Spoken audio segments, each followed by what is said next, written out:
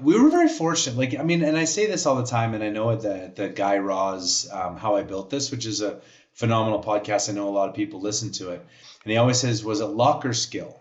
Yeah. And I mean, the skill element is you clearly need to put yourself in the right place and you need to have the right team. But more importantly, you truly need to have the skills to build what it is you're building. Like you Right. need to understand. And you know, this is going to sound arrogant. And I know you've heard me say it and it's in the book.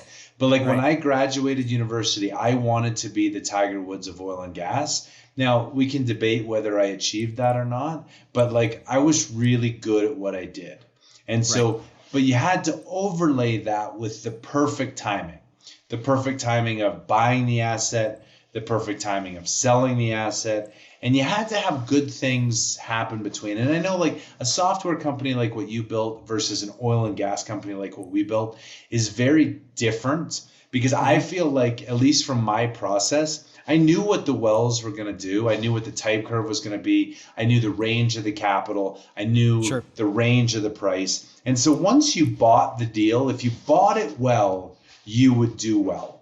Whereas Yeah. in your case, right, you're spending so much money and you're building clients and you're getting sales and you're growing and working capital. And it's like, it's this machine. And then finally you get to the point where someone wants you. And it must almost be like a surprise to sell. But for One Energy, for me, it wasn't. So I never really felt like we were crashing.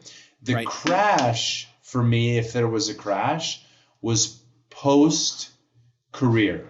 And in two different ways. In the first phase where I stayed with the buyer for a year, great group of guys, love them, super happy for the team. The asset's doing amazing. They're going to crush it, and it's going to deliver on all the expectations we said when we sold, which is key.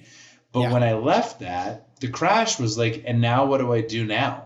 You Yeah. know, what's my relative value, my relative importance? And that's how I kind of accidentally happened into this podcasting and blogging, which has grown far beyond what I intended it to be.